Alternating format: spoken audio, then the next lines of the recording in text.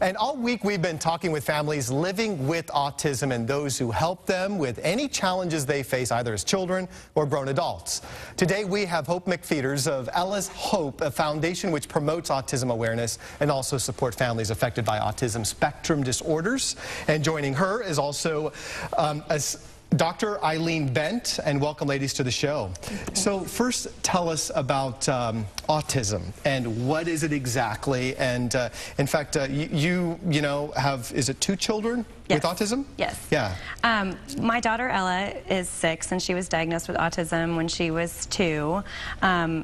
We started the Thompson Center then with therapies, and really the main thing is that at 2 we just saw a lot of behaviors that weren't typical. She wasn't talking. She wasn't interested in others socially. She had some repetitive behaviors that were a little off. We called them little quirks, and as they were cute at 2, we realized they probably wouldn't be cute later on. We needed to get some early intervention at that point, and so we started early intervention of autism at the age of 2. So that's kind of our goal with the awareness, is we just want to try to get kids started as fast as possible. As early as possible. As early as possible. How important is that? Well, we think it's really important. I mean, we've learned at the Thompson Center that the sooner you get in and the sooner you start teaching these kids in a different way that caters to their strengths, and it's just a different way to teach them, that the more progress you'll see. Oh, that's good. Definitely. Yeah, we definitely. And early on is so much better, oh, obviously. Yes, we have seen so much progress since we started it, too. She does early intensive therapy, and that is about 25 to 30 hours a week, and now she's in kindergarten. She's been in the regular classroom kindergarten, and she's talking, been to birthday parties, and we just really believe that the early intervention is what has helped her. And you think her development, would have been much later had you not? Oh, definitely. Seen it I think that piece that you just have to. When you get the diagnosis, you have to kind of dig right in. There's a part of me that wanted to deny it for a long time and accept it, but you have to just accept it and keep going and get the best help for them that you can. So. Well, good success story in many ways there. Dr. Eileen, you're doing research on autism? That's right. I'm doing clinical services with children with autism, as well as being part of a research program. Yeah, what are you finding out?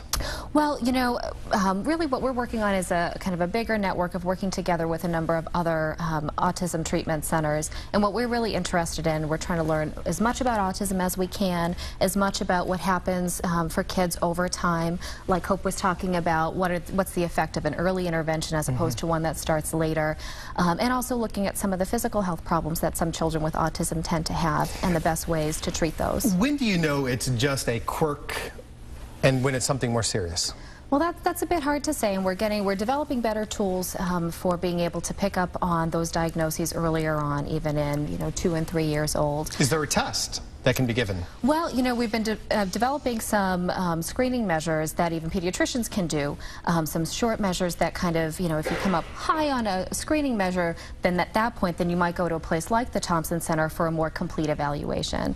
Because there's not one simple test. What we do is we do half-day evaluations where their children are seen by a multidisciplinary team, including psychology, pediatricians, sometimes also speech-language therapy or occupational therapy, and really by the end of that complete evaluation, we can come up with a more definitive diagnosis and make a treatment plan. Are more children being diagnosed with autism, and if so, are they misdiagnosed?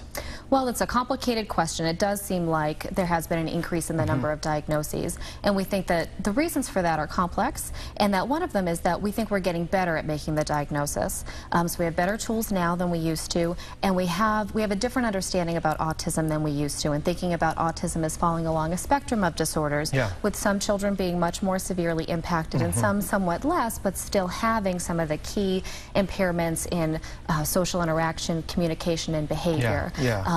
And there's certainly an open question about whether or not some of that is misdiagnosis, but we think a large part is that we're getting better at diagnosis, and we're also getting better at picking up those more subtle versions that might not be as impairing but still need interventions. All righty. And to you, to tell maybe some parents out there who may be a little concerned, not knowing what direction they should take if they think that their child, you know, may have autism, what would you recommend? Well, I think the best thing that I've ever done is just ask for help, because if... And who would you ask? Well, we started at the Thompson Center. You know, we started there. We had happened to move to Columbia at that point in time, and we asked our parents as teachers. They gave us great resources, parents as teachers.